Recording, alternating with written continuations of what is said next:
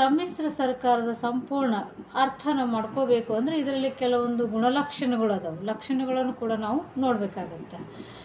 ಒಂದನೇದಾಗಿ, ಸಮ್ಮಿಶ್ರ ಸರ್ಕಾರ ಬಹುಪಕ್ಷ ಪದ್ಧತಿ ಇರುವಲ್ಲಿ ಮಾತ್ರ ಸಾಧ್ಯ.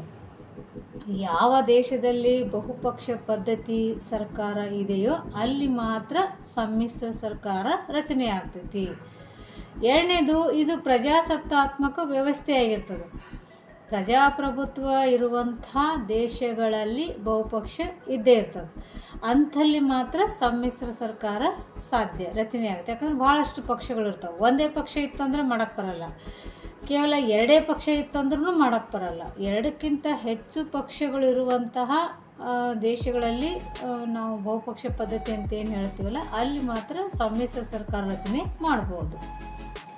ಮೂರನೇದು, ಏಕಪಕ್ಷ ಪದ್ಧತಿ ಪ್ರಾಬಲ್ಯಕ್ಕೆ ಇದು ಸವಾಲಾಗಿದೆ. ಹೌದು, ಏಕಪಕ್ಷ ಪದ್ಧತಿನೇ ಬೇರೆ, ಬಹುಪಕ್ಷ ಪದ್ಧತಿ ಇದನ್ನೇ ಬೇರೆ. ಚಿಕ್ಕ ಪುಟ್ಟ ರಾಜಕೀಯ ಪಕ್ಷಗಳು ಚುನಾವಣೆಯಲ್ಲಿ ಪ್ರಬಲ ಪಕ್ಷಗಳ ವಿರುದ್ಧ ಸ್ಪರ್ಧಿಸಿ ಅಧಿಕಾರವನ್ನು ಕಸಿದುಕೊಳ್ಳುತ್ತವೆ. ನಾಲ್ಕನೇದು, ಇದು ಚುನಾವಣಾ ಪೂರ್ವ ಮತ್ತು ಚುನಾವಣೋತ್ತರ ವ್ಯವಸ್ಥೆಯಾಗಿದೆ. ಇದು ಒಂದು ಲಕ್ಷಣ ಏನಪ್ಪ ಅಂತಂದರೆ, ಸಮ್ಮಿಶ್ರ ಸರ್ಕಾರವು ಚುನಾವಣಾ ಮೊದಲೇ ಮೈತ್ರಿಕೂಟ ಮಾಡ್ಕೋಬಹುದು ಅಥವಾ ಚುನಾವಣೆಯ ನಂತರ ಮೈತ್ರಿಕೂಟ ಮಾಡ್ಕೋಬಹುದು. ಐದನೇದು, ಮಿತ್ರ ಪಕ್ಷಗಳು ಕನಿಷ್ಠ ಸಾಮಾನ್ಯ ಕಾರ್ಯಕ್ರಮವನ್ನು ರಾಜ್ಯ ಆಡಳಿತದಲ್ಲಿ ಬಯಸುತ್ತವೆ. ಹಲವಾರು ಪಕ್ಷಗಳು ಒಂದುಗೂಡಿ ಸರ್ಕಾರವನ್ನು ರಚನೆ ಮಾಡೋದರಿಂದ ಅವು ತಮ್ಮ ತಮ್ಮ ಸಿದ್ಧಾಂತಗಳನ್ನು ಬದಿಗೆ ಒತ್ತಿ ಒಂದು ದೇಶದ ಪ್ರಗತಿಯನ್ನು ದೃಷ್ಟಿಯಲ್ಲಿಟ್ಕೊಂಡು, ಅಂದರೆ CMP ಕಾಮನ್ ಮಿನಿಮಮ್ ಪ್ರೋಗ್ರಾಮ್, ಕನಿಷ್ಠ ಸಾಮಾನ್ಯ ಕಾರ್ಯಕ್ರಮವನ್ನು ಆ ಸಿದ್ಧಾಂತದ ವಿಚಾರಗಳನ್ನು ಒಪ್ಪಿಕೊಂಡೇ ಅವು ಸಮ್ಮಿಶ್ರ ಸರ್ಕಾರವನ್ನು ಮಾಡಿರ್ತಾವೆ. ಹಾಗಾಗಿ ಜೊತೆಗೆ ಇರುವಂಥ ಮಿತ್ರ ಪಕ್ಷಗಳು ಅದನ್ನು ಆಡಳಿತದಲ್ಲಿ ತರೋದಕ್ಕೆ ಪ್ರಯತ್ನವನ್ನು ಮಾಡ್ತವೆ, ತಮ್ಮ ಉದ್ದೇಶವನ್ನು. ಆರನೇದು, ತುರ್ತು ಸಂದರ್ಭದಲ್ಲಿ ರಾಷ್ಟ್ರೀಯ ಸರ್ಕಾರದಲ್ಲಿ ಸಮ್ಮಿಶ್ರ ವ್ಯವಸ್ಥೆಯ ಮೂಲಕ ರಚನೆಯಾಗುತ್ತದೆ. ತುರ್ತು ಸಮಯ ಬಂದಾಗ ಸಮ್ಮಿಶ್ರ ಸರ್ಕಾರ ರಚಿಸಬಹುದು.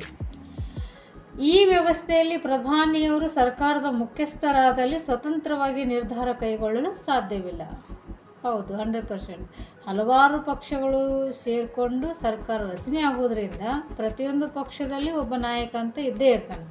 ಹಾಗಾಗಿ ಇಲ್ಲಿ ಒಬ್ಬ ನಾಯಕ, ಪ್ರಧಾನಿ ಒಬ್ಬನೇ ನಾಯಕ ಆಗಿದ್ದರೂ ಕೂಡ ಎಲ್ಲರಿಗೂ ಒಂದು ರೀತಿಯ ಬೆಲೆಯನ್ನು ಆತ ಕೊಡಲೇಬೇಕಾಗತ್ತೆ. ಹಾಗಾಗಿ ಸ್ವತಂತ್ರ ನಿರ್ಧಾರಗಳನ್ನು ಕೈಗೊಳ್ಳೋದಕ್ಕೆ ಪ್ರಧಾನಿಗೆ ಇಲ್ಲಿ ಸಾಧ್ಯ ಆಗೋದಿಲ್ಲ. ಪ್ರತಿಯೊಂದು ವಿಷಯವನ್ನು, ಪ್ರತಿಯೊಂದು ನಿರ್ಧಾರಗಳನ್ನು ಎಲ್ಲರಿಗೂ ತಿಳಿಸಿಯೇ ಆತ ತೆಗೆದುಕೋಬೇಕಾಗತ್ತೆ.